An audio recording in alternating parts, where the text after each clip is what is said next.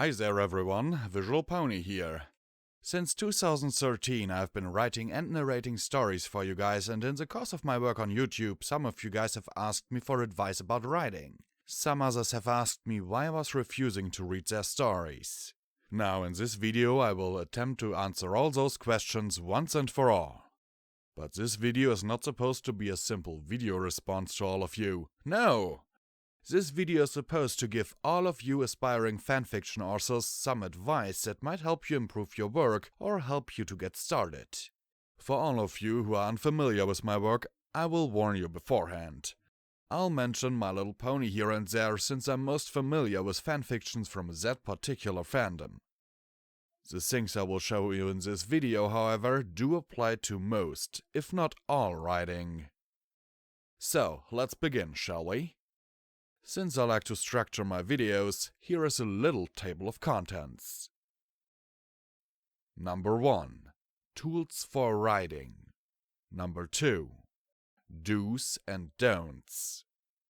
Number 3. Crossovers.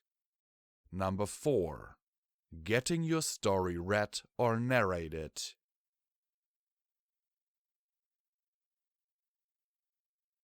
Number 1. Tools for writing. Now, this is a mistake I see many new authors make in terms of fanfiction. Many write stories either in Windows Notepad or directly in the text editor of their fanfiction website of choice.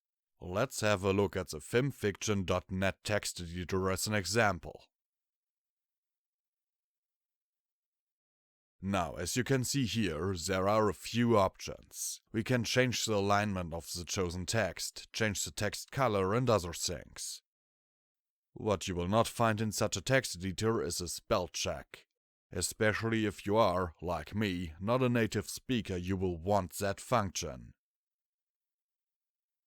I can only recommend OpenOffice to anyone who is seriously considering to write a story. The software is free and has all the functions you will ever need.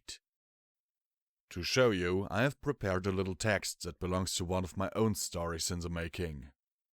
There are some simple mistakes in it and words that are exclusive to the MLP fandom. There's also a name which the program does not know. By simply pressing the F7 key, OpenOffice will suggest corrections for the words it does not recognize. Of course, you have to set the document language to English before you do this, or it will most likely not work correctly.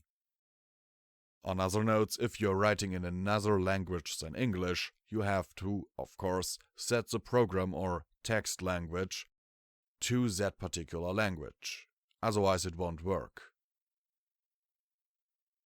The next tool I want to make you aware of is the website dict.cc.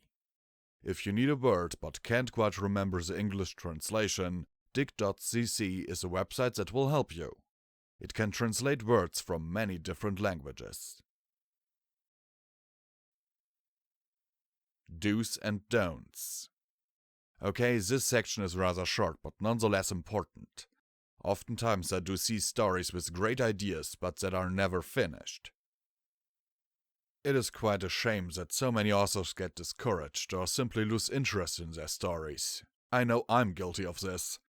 No need to remind me of my own failings in that regard. But nowadays I try not to fall into the same trap again. So before you even start writing a story, you got to ask yourself, do you really want to write that story, or has someone else, well, asked you to do it? Do you have a storyline in mind, or just some vague idea? Can you think of more than one character? Do you have the endurance to actually go through with writing a good story? Are you able to accept criticism? If you can't answer those questions with a definite yes, then you should work on it, especially in terms of stories that you really want to write. Think the story through to at least one possible ending and make notes. There's no need to stick to what you initially thought of, but it will give you a good idea on where to go with your story. The same goes with characters. Don't make them just another blank slate you put a name on. You do not have to use it in the story itself, but it can be very useful to think of a backstory for your characters. How old are they? What is their motivation for doing what they are doing? What's their job, relationship status, and so on? All these things can influence a character's decisions, and you should keep that in mind. As I said, you don't have to mention it in the story with a single word, but it will help you to really make those characters develop. If you're really good, you can try and slip into the role of your character for a while and try to imagine what that character would do in a certain situation. I myself find it pretty useful to slip into a role while I'm alone and play a situation or dialogue through while speaking aloud. It can really help you to get into character, but I recommend you do that alone. It can be quite embarrassing if you get caught talking to yourself. Crossover. As if you didn't know this was coming. Yes, crossovers. There are so many out there that it is really hard to not get totally confused. Now, you may ask, what is a crossover? That is pretty simple. The most basic explanation would be that you combine two franchises to try and make them work together. A good example from the MLP fandom would be Fallout Equestria, which is a crossover of My Little Pony and the Fallout games. Another popular example would be the Super Smash Bros. Games, where characters from several different games fight against each other. Popular TV series like The Simpsons and Family Guy have done crossover episodes as well, and they worked out quite good. There is one golden rule to writing crossover, however. If you really want to write a crossover story, you have to decide which two franchises you want to put together. After that, you have to inform yourself about those two franchises and mesh them together. Of course, some aspects of each franchise will be lost in a crossover. That is the whole point. You have to make compromises to fit together. If you really have to fit more than two franchises together, I suggest you really think about it hard. I will make an example from Fallout Equestria to make this point.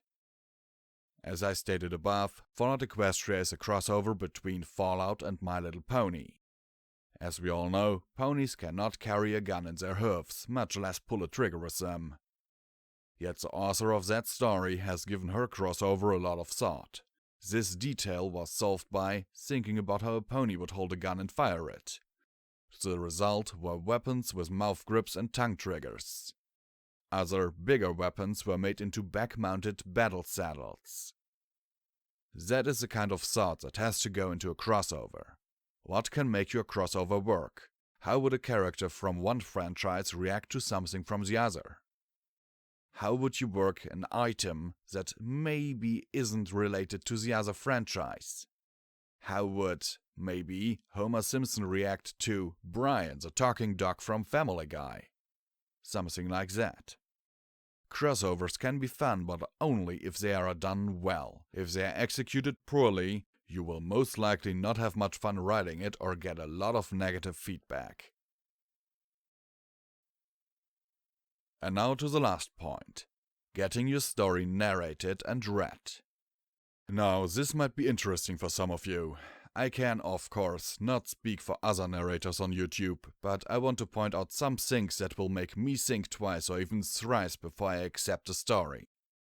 If a story is badly written or has so many spelling errors that I have to literally interpret most of the text, I will reject it.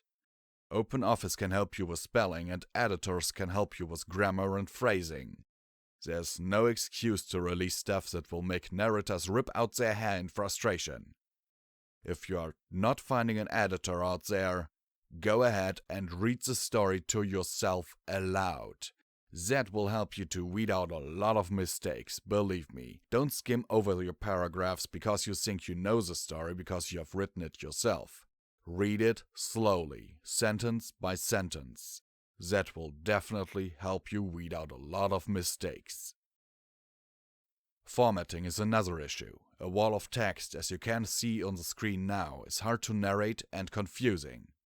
That's what we have formatting for.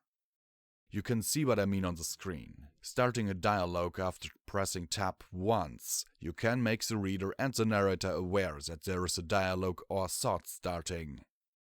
The last part are long chapters. The chapter I'm scrolling through there is from Fallout Equestria Project Horizons. Chapters can be relatively short, not exceed 5,000 words and still tell an awesome story. If you write that way, you can concentrate on one specific storyline per chapter. In the one I have on screen right now, there are several things happening. Let me break it down for you. Number 1. The main character wakes up and discovers an enemy of hers has saved her life and that of her lover. They have to do something for that enemy to repay them. Number 2. The two characters run into an old friend who has a great secret of which only one of them knows. She sends her lover away for a moment so she can talk to that old friend. Number 3. An attack comes out of nowhere, forcing the two heroines to flee through a storm drain and almost die in a water pump. Number 4. The characters end up on an abandoned road and are rescued by a wandering merchant. He tells them tales about the area they are in from the time he was their age. They also flirt and trade a bit. Number 5. The main character suffers from a mutation and has to get operated on. Since there is no sedative available, she is forced into a device that allows her to relive someone else's memories. Number 6. They talk a little more with the merchant, getting some more information and items before contacting an ally by radio and discovering that their missing friends have been captured. All these parts could have been made into separate chapters. If that had been done, they might have gotten longer, but that would have also allowed the author to flesh these events out some more. Especially numbers 3 and 6 would have been made much more interesting that way. In the end, it doesn't matter how long your story gets in terms of complete word count, as long as the chapters in themselves are not overly long. A story can have 2 million words and still be pleasant to read as long as the chapters do not drag on, is what I'm trying to say. In other words, structure your stories. Resist the urge to put too many plot elements into a chapter. Concentrate on the subject matter of the chapter. It is, of course, okay to put in some little references to things into a chapter that have nothing to do with the current plot, but that has to be done sparely. All that said, I hope my video was informative for you and will help you to write stories that others will enjoy, and that you yourself can be proud of. Sincerely yours, Visual Pony.